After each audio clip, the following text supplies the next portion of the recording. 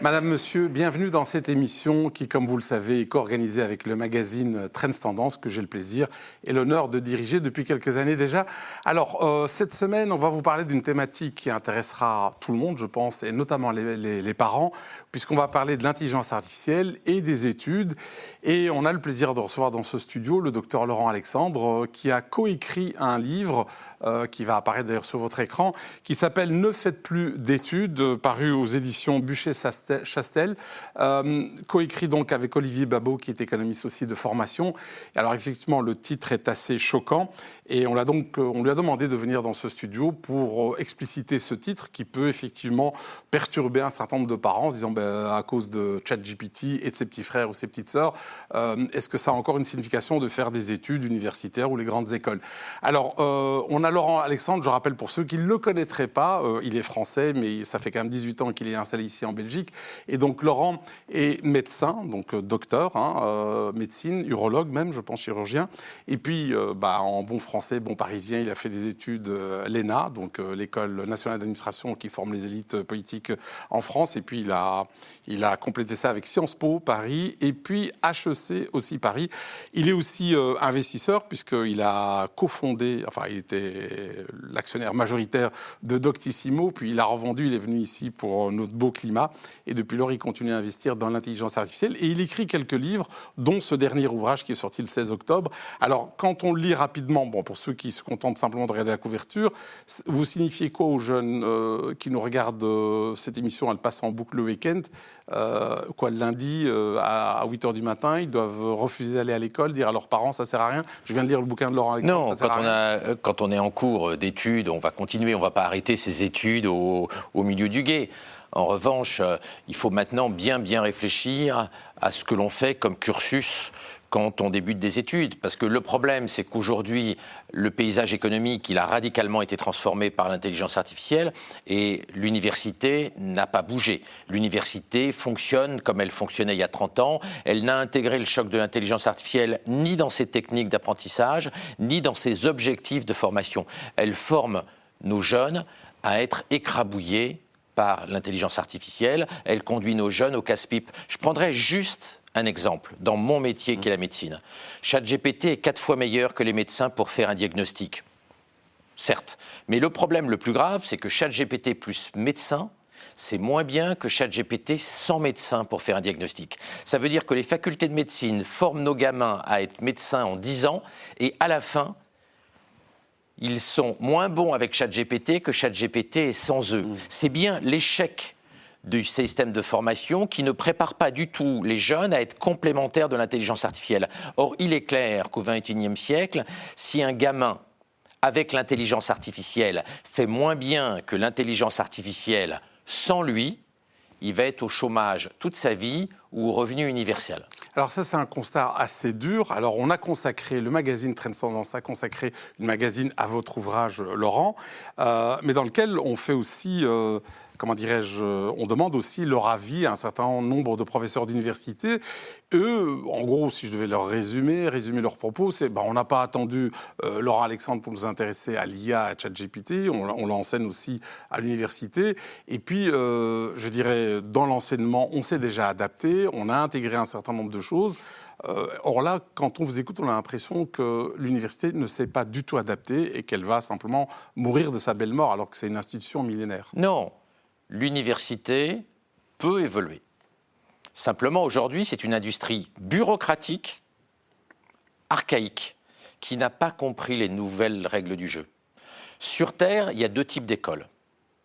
Il y a l'école des cerveaux humains, qui est une industrie très archaïque, très ancienne, l'école, l'université, la formation professionnelle des adultes, qui est éclatée en des millions d'écoles. Il y a des millions et des millions et des millions d'écoles sur Terre. Ces écoles sont totalement éclatées, ne font pas de recherche en éducation, et puis elles ne payent pas les professeurs qui éduquent les cerveaux humains. Puis à côté de ça, on a 7 écoles de l'intelligence artificielle. Google, ChatGPT, 2 ou 3 intelligences artificielles chinoises, qui En ce moment, ces écoles sont en train d'investir 2 900 milliards pour entraîner, pour éduquer les intelligences artificielles, en payant les gens qui éduquent les intelligences artificielles, les développeurs informatiques, en centaines de millions de dollars par an de salaire. Oui, c'est les débauchages qu'on a vus avec Meta, effectivement. Certains dépassent même le milliard en salaire, en package salarial.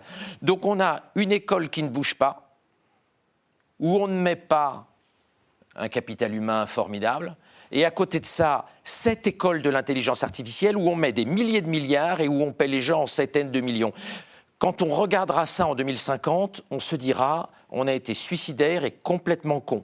On a mis des milliers de milliards pour éduquer notre concurrent qui est l'intelligence artificielle, et on met très peu d'argent, très peu d'intelligence, très peu de moyens pour éduquer les cerveaux biologiques. On est effectivement un peu débile et un peu masochiste. Mais quand on vous écoute, on a l'impression que l'IA est la solution et que là, les campus virtuels auxquels vous faites allusion vont dépasser, mais très largement, les universités en pierre et en acier. Mais quand on écoute, par exemple, ces professeurs qui s'expriment effectivement dans le magazine, ils disent, écoutez, l'IA, on ne peut pas non plus tout miser sur l'IA. L'IA va continuer à halluciner. Il y a encore 20% d'erreurs. Et donc, on ne peut pas tout miser sur l'IA. En termes d'enseignement, j'entends. La façon dont les universitaires se rassurent à bon compte sur les faiblesses actuelles de l'intelligence artificielle est pathétique. Oui, il y a encore des faiblesses dans l'intelligence artificielle, mais il faut regarder la dynamique. Toute personne qui se sert des derniers modèles d'intelligence artificielle voit qu'on est face à une cavalcade technologique. On peut se rassurer. Je connais plein de gens qui, chaque fois que l'IA dit une connerie, hallucinent, sont complètement rassurés et disent voilà, nous n'avons rien à craindre. Je vous l'avais bien dit. Notre système éducatif fonctionne bien. Mais ce qu'il faut regarder, c'est la tendance. Les progrès de l'intelligence artificielle sont absolument stupéfiants.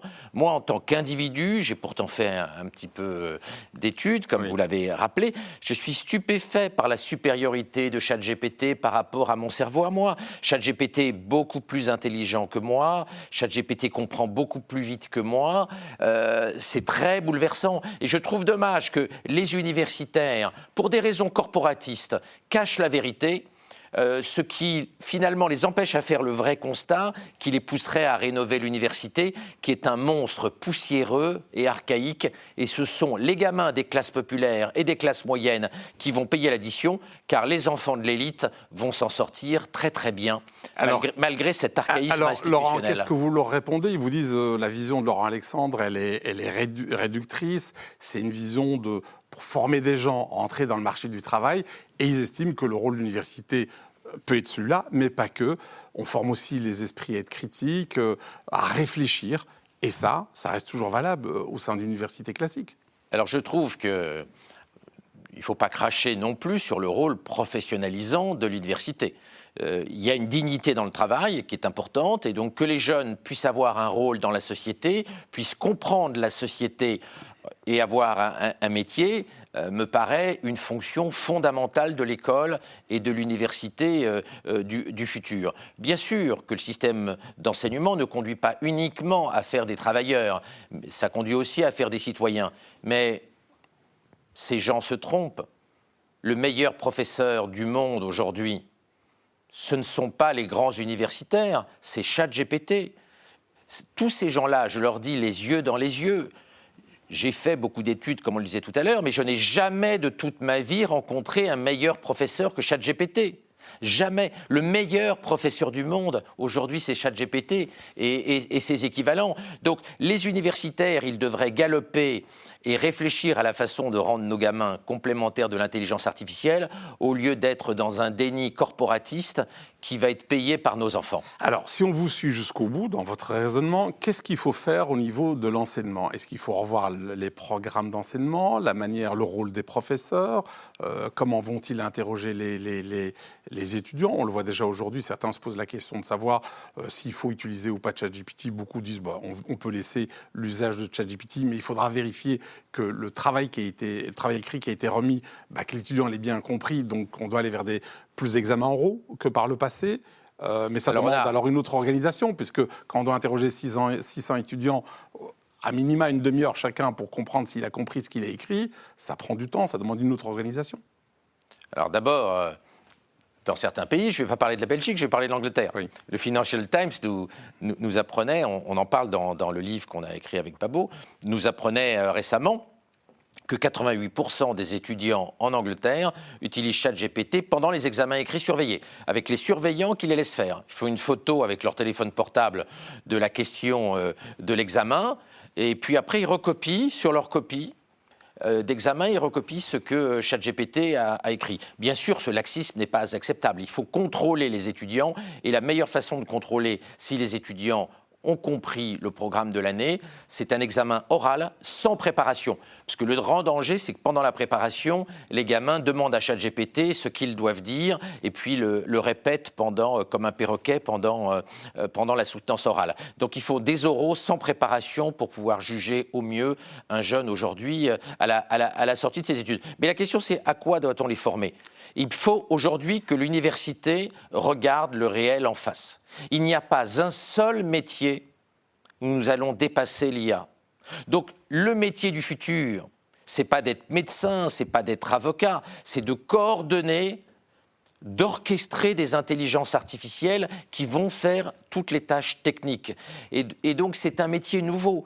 L'orchestration des intelligences artificielles, c'est le vrai métier. Et aujourd'hui, l'école et l'université et la formation professionnelle des adultes ne forment pas la population à être orchestrateur des intelligences artificielles. Mais pour orchestrer, il faut être soi-même d'abord formé. Alors on peut imaginer un étudiant peut-être en dernière année où il peut orchestrer les IA, mais au début, il doit se former lui-même.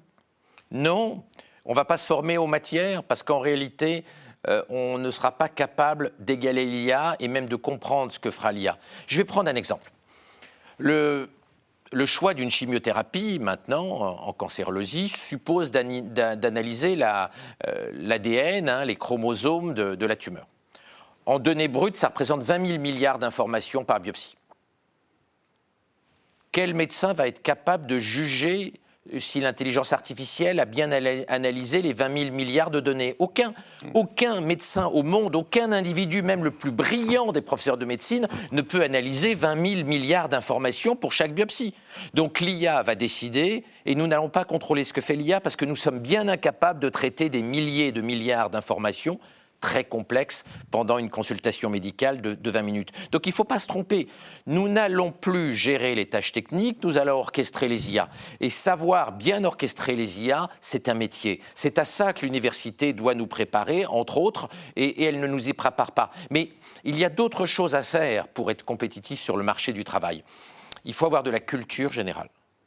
Et ça, l'université a démissionné sur la culture générale. Regardez le niveau nul des jeunes en histoire. Or, la culture générale, et notamment la culture historique, est fondamentale pour comprendre le futur. Sans bonne connaissance du passé, on ne peut pas imaginer le futur. Or, quand il y a un tsunami technologique comme celui de l'intelligence artificielle et des robots humanoïdes hyper intelligents, la société va bouger très vite. Et pour trouver sa place professionnelle dans ce monde, il faut être capable de deviner le futur. Et je le répète, deviner le futur, imaginer le futur, ça suppose d'avoir une bonne connaissance historique. Donc, premier point, il faut apprendre à orchestrer les IA, il faut une bonne culture générale, il faut travailler. L'université accepte que nos jeunes soient des grosses feignasses. Et quand elle autorise les jeunes, pendant les examens, à utiliser ChatGPT, elle fait effectivement des jeunes des grosses feignasses. Or, à l'ère de l'intelligence artificielle, il n'y a pas de place pour les grosses feignasses, il va falloir travailler plus qu'avant.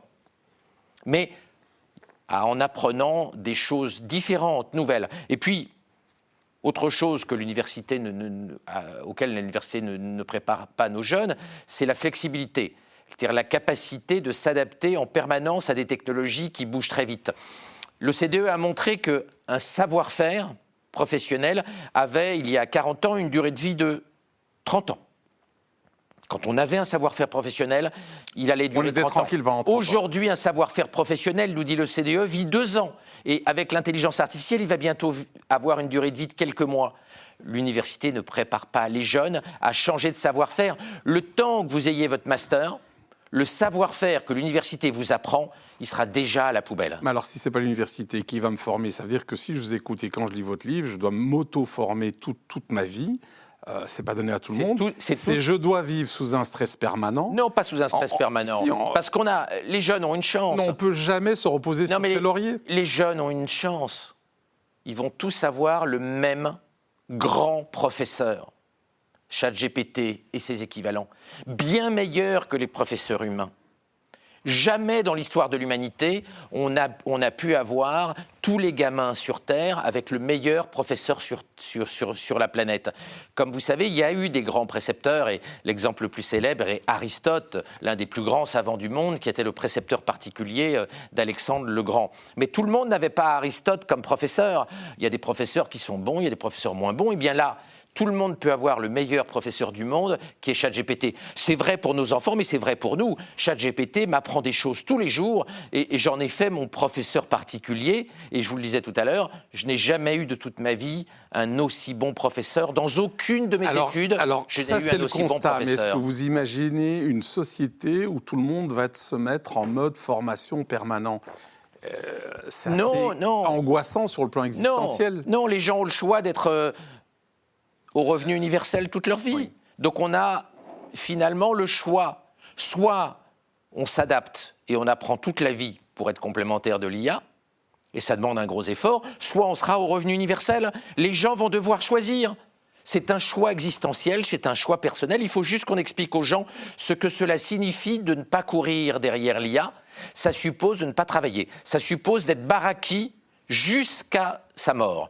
Donc on a le choix entre bosser pour être complémentaire de l'IA et rendre un service à la société par le travail et avoir une dignité par le travail, soit être baraki de la fin de l'adolescence jusqu'à son entrée en seigneurie. Alors, en écoutant les propos que vous venez de tenir maintenant, Laurent, certains doivent se dire en regardant cette émission, mais il a une vision très darwinienne du monde de demain, en fait. Je n'ai pas une vision darwinienne. Si, il y aura ceux qui auront appris à apprivoiser l'IA. Je constate simplement que nous sommes individuellement, et pour nos gamins, face à un choix. Soit on galope et on s'adapte à cette nouvelle ère, soit on est au revenu universel. Il y a des tas de gens qui vont vouloir être au revenu universel, ne pas bosser et regarder Netflix toute la journée en picolant. Et puis il y a des gens qui vont se battre pour rendre service à la société, c'est-à-dire pour être complémentaire de l'IA, qui est le point absolument fondamental demain. Ce n'est pas du darwinisme de constater que face à une super intelligence et face à des robots humanoïdes hyper intelligents, si on ne bosse pas, on ne va pas avoir beaucoup de place sur le marché du travail. Alors ça, c'est, je dirais, une vision qui concerne surtout les cols blancs. On a vu pas mal d'articles publiés ici ou là qui semblent démontrer que l'IA va surtout frapper effectivement la plupart des métiers des cols blancs à court terme. Et par contre, les cols bleus pourraient être sauvegardés, en tout cas pendant 10-15 ans à prévoir. Il y a eu même le patron de Nvidia qui disait que les futurs millionnaires seront plombiers, électriciens ou que sais-je. Et c'est-à-dire que ceux qui nous regardent maintenant, les parents, se disent finalement, c'est peut-être une erreur de mettre mes enfants dans l'enseignement secondaire classique. Il ferait mieux d'apprendre un métier technique, professionnel, parce que là, ils risquent de ne pas être dépassés par l'IA. À court terme, c'est un bon choix. Mais les robots humanoïdes... Court terme, c'est combien d'années dans l'esprit de Laurent ? Sur les 5 à 7 années. Oui. Mais les robots humanoïdes hyper intelligents arrivent. Ils vont être meilleurs plombiers que le meilleur plombier belge. Ils vont être meilleurs électriciens que le meilleur électricien belge. Et comme le dit Elon Musk, ils seront meilleurs que le meilleur chirurgien du monde dans quelques années. Elon Musk a réaffirmé il y a 3 jours que ces robots Optimus seront meilleurs que le meilleur chirurgien au monde dans très peu d'années. Il parle de 2030, 2035 maximum. Vous voyez que les métiers manuels sont eux-mêmes menacés par l'arrivée des robots. Parce que le problème des robots, c'est qu'ils vont être très intelligents, ils vont travailler jour et nuit, ils font jamais grève, ils font jamais chier, ils prennent pas de pause déjeuner, ils prennent pas de pause tabac, ils ont pas de congé maternité, ils ne sont pas à la FGTB, ils sont pas syndicalisés, et ils coûtent. On estime qu'ils vont coûter à l'heure 10 fois moins cher qu'un travailleur belge. Et ils travaillent bien évidemment jour et nuit. Jour et nuit. En étant toujours contents de travailler, parce que les robots et l'intelligence artificielle ont une caractéristique, c'est qu'ils remercient toujours les humains de travailler, sont toujours contents de travailler, ce qui n'est pas toujours le cas de nos collaborateurs. Mais là, vous êtes humains. en train d'enlever tout espoir aux parents qui nous regardent, parce que les cols blancs, on sait qu'ils sont plus ou moins condamnés, sauf à devenir un grand copilote de l'IA. Les cols bleus, vous dites oui, 5-7 ans. Alors déjà, peut-être, est-ce qu'on ne peut pas mettre un bémol à tout ce que dit notre ami Elon Musk, dans le sens où on sait que c'est un génie, il réussit très bien dans les affaires, mais en termes de timing, il est beaucoup dans le storytelling. On le voit avec la voiture autonome. Depuis le temps qu'on est là, on a l'impression qu'elle roule pas. Elle roule dans quelques villes aux États-Unis, c'est quelques centaines d'exemplaires. Est-ce quand vous nous dites 7 ans, c'est peut-être dans 15 ans, 20 ans. Imaginez les parents qui nous regardent. Comment ils vont se projeter? Parce que là, on a plus d'angoisse que de réponses concrètes. Non. Nous conseillons aux parents de pousser les gamins à entreprendre. Entreprendre, ce n'est pas forcément faire une start-up dans la haute technologie, dans la génétique. Entreprendre, ça veut dire Il aussi... va être fleuriste, boucher... Créer sa petite boîte, développer des nouvelles idées. Grâce à l'intelligence artificielle, on peut avoir plein de nouvelles idées. D'ailleurs, je conseille aux parents de demander à ChatGPT des conseils d'orientation pour les gamins en mettant le dossier scolaire, en mettant une copie du dossier scolaire de leur gamin dans ChatGPT, en expliquant à ChatGPT les caractéristiques intellectuelles, psychologiques, les goûts de l'enfant. ChatGPT peut donner des conseils d'orientation et des idées de métier, des idées de start-up, de petits business à monter absolument remarquables et très, très utiles pour nos enfants. Donc, non, il va falloir effectivement sortir de la zone de confort où on était, parce que jusqu'à maintenant, tout était simple. Nous n'étions pas encore face à un concurrent électronique plus intelligent que nous, qui est l'intelligence artificielle et sa déclinaison sous forme de robots humanoïdes. Donc il faut réfléchir un peu plus qu'on le faisait avant pour l'orientation de nos gamins, mais là encore, ChatGPT peut nous aider. Faites le test là, avec la toute dernière version de ChatGPT, prenez pas une vieille version bien sûr, prenez la dernière version de ChatGPT, mettez le dossier scolaire de votre gamin, discutez avec ChatGPT de ce qu'il faut faire de vos gamins. ChatGPT va vous donner des idées absolument géniales. Dialoguez à 3, votre gamin, ChatGPT et vous. Vous allez voir, vous allez avoir plein d'idées formidables qui vont rendre service à votre petit. Alors, je vous connais depuis quelques années, je connais votre côté techno-optimiste. Alors, on en a déjà parlé quelques fois ensemble. On sait que l'IA va résoudre beaucoup de problèmes au niveau médical. Vous êtes chirurgien, médecin, etc. Tout ça, il y aura peut-être plus de cancer d'ici 10-15 ans, mais si on est tous au chômage, cher Laurent, on fait quoi? Et alors, en plus, on est dans une économie capitaliste. Si une bonne partie des gens sont au revenu universel ou pas, ou une autre méthode, on vend à qui nos produits et nos services? Qui va acheter? Et cette vision d'un monde sans travail, nous n'y adhérons pas avec Olivier Babot. Nous sommes persuadés qu'il y a des milliers de nouveaux métiers, des milliers de nouveaux types de start-up à inventer. L'imagination va être augmentée, magnifiée grâce à l'intelligence artificielle. Notre vrai problème, c'est que le système éducatif et le système de formation professionnelle et l'organisation économique doivent s'adapter à cette ère d'une intelligence artificielle super intelligente et gratuite. Et moi, j'en veux énormément aux politiciens. D'ailleurs, je l'écrivais avec Alexandre Tsikopoulos dans vos tribunes, dans vos colonnes à Trends il y a quelques semaines. J'en veux beaucoup à la classe politique. La classe politique vit il y a 30 ou 40 ans. Elle connaît très mal l'intelligence artificielle. Elle n'a pas réorganisé l'éducation, le système éducatif. Elle refuse de voir le choc technologique.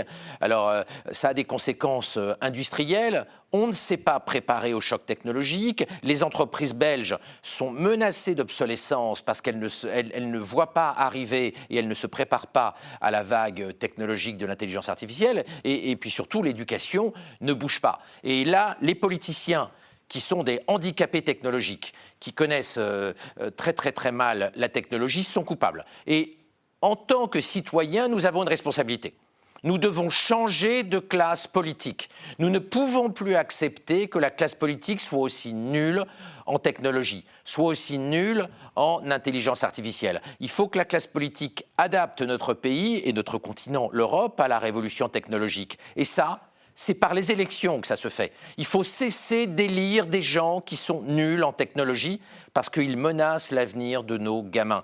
Donc en tant que parents, nous devons aider nos enfants à se débrouiller dans le maquis nouveau de l'intelligence artificielle.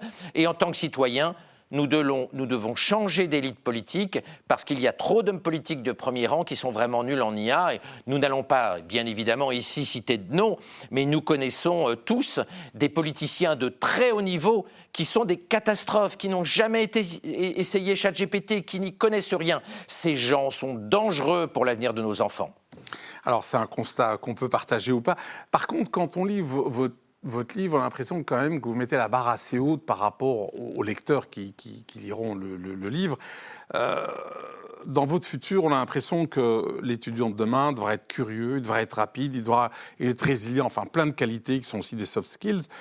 C'est encore un humain ou c'est un surhumain, Laurent ? Je pense qu'il faut dire la vérité. Face à la super intelligence artificielle qui est au coin de la rue, face au robot humanoïde hyper intelligent qui est au coin de la rue, l'étudiant qui est une grosse feignasse, qui ne veut pas bosser, qui ne veut pas apprendre, qui ne veut pas travailler, qui n'a pas de culture générale, qui n'est pas innovant, qui n'est pas entreprenant, effectivement, il va tomber dans les poubelles de l'histoire. Il faut dire la vérité. L'intelligence artificielle, c'est le plus grand challenge que l'humanité ait rencontré. C'est un discours, donc, vous en êtes conscient, qui va choquer énormément d'enseignants, où leur but, c'est justement de ne pas laisser les gens au bord de la route et d'essayer de les inclure en sachant très bien que certains réussiront. C'est pas en cachant la vérité technologique qu'on va emmener tout le monde sur le chemin.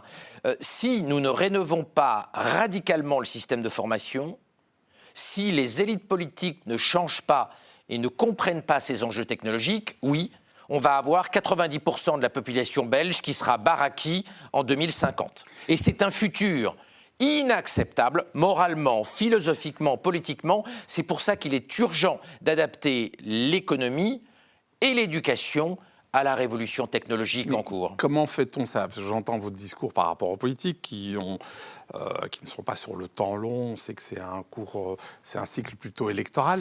Mais on ne réforme pas, par exemple, des institutions comme l'université qui sont millénaires d'un claquement de doigts. Ça se fait pas. Elles mourront. Mais elles mourront. Il y avait 29 000 porteurs d'eau à Paris. Je ne sais pas combien il y en avait à Bruxelles, mais il y avait 29 000 porteurs d'eau à Paris au 19e siècle. Il en est resté 0 quand l'eau courante est arrivée. Donc si l'université ne change pas radicalement, si les universités restent dans le déni où ils sont, l'université sous sa forme actuelle va être laminée et elle va être transformée par des nouvelles organisations. Regardez ce qu'a déclaré le patron de Palantir. Tout le monde connaît Palantir. Il a déclaré le mois dernier, l'université c'est fini. Il faut réinventer des circuits courts, centrés sur la compréhension et le management des intelligences artificielles, et nous incitons les jeunes à ne plus faire d'études traditionnelles. Le Financial Times, qui n'est pas une bande de charlots, c'est pas une bande de foufous, de rigolos. Le Financial Times, dans un dossier récent, expliquait que l'intérêt des études est limité. Et d'ailleurs, l'une des journalistes vedettes du Financial Times disait si vous êtes pris dans l'une des 20 meilleures universités au monde, vous pouvez peut-être y aller, mais sinon, l'intérêt des études est extrêmement réduit à l'ère de la super-intelligence artificielle qui arrive. Alors, on arrive malheureusement au terme de cette émission passionnante et je suis sûr que ça va susciter beaucoup de débats dans les chaumières, les propos que vous venez de tenir, Laurent. Mais vous avez une des solutions que vous avez évoquées d'ailleurs dans ce livre, c'est d'augmenter, nous augmenter tous, en tout cas les plus jeunes d'entre nous, pour tenir, je dirais, face à l'IA. Ça veut dire quoi être augmenté en fait ? On va nous mettre La Silicon Valley est convaincue que l'intelligence artificielle progresse tellement vite que la seule solution sera d'augmenter le cerveau humain.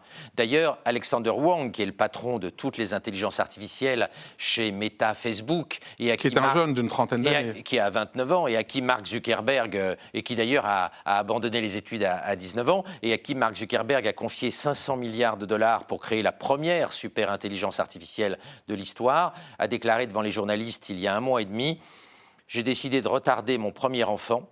J'attends que les implants intracérébraux d'Elon Musk soient au point pour augmenter mes futurs enfants. Il serait indigne en tant que père que je fasse un enfant non augmenté. Il serait vraiment, pour moi, irresponsable de faire un enfant tout de suite, alors que les techniques d'augmentation cérébrale par implants intracérébraux ne sont pas encore au point. On voit que la Silicon Valley a des solutions bouleversantes en tête pour l'avenir de nos gamins.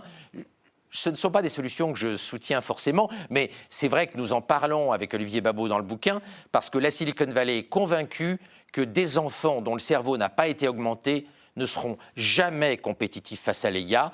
Et la Silicon Valley pense que 99% des gens non augmentés seront au revenu universel, c'est-à-dire en fait des baraquis à vie. Alors, on peut être choqué par ce que vous venez de dire ou les propos plutôt d'Alexandre. Ce que la Silicon Valley pense. Mais ce qui veut dire qu'à partir du moment où quelqu'un va augmenter son fils ou son rejeton, son bébé ou que sais-je... Tout le monde suivra. Tout le monde suivra, on n'aura pas le choix. On n'aura pas le choix. Sinon, on sera le labrador des autres, comme vous dites. Exactement, on sera les chimpanzés du futur. Si nos gamins sont pas augmentés et sont dans un monde où la plupart des gamins sont augmentés, eh bien, ils n'auront pas beaucoup de place sur le marché du travail, c'est clair. Alors, c'est le mot de la fin. On pourrait encore continuer pendant une demi-heure. Vous préconisez, pour répondre à ça, c'est qu'à côté, par exemple, du droit au logement ou au droit à avoir l'électricité ou le service bancaire minimum, on ait une sorte de droit au branchement. Oui, nous pensons, c'est d'ailleurs la dernière page du livre, nous pensons que l'INAMI, nous pensons que les mutuelles doivent rembourser à 100% les implants intracérébraux, en commençant par les enfants des classes populaires, les enfants des baraquis, les enfants qui sont en difficulté sociale, de manière à ce qu'ils aient une égalité des chances face à l'intelligence artificielle.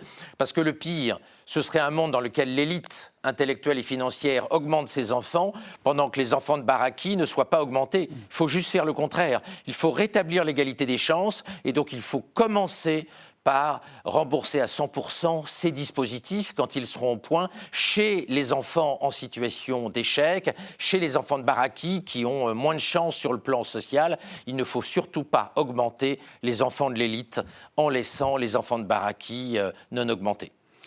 Merci Laurent. On arrive malheureusement au terme de cette émission.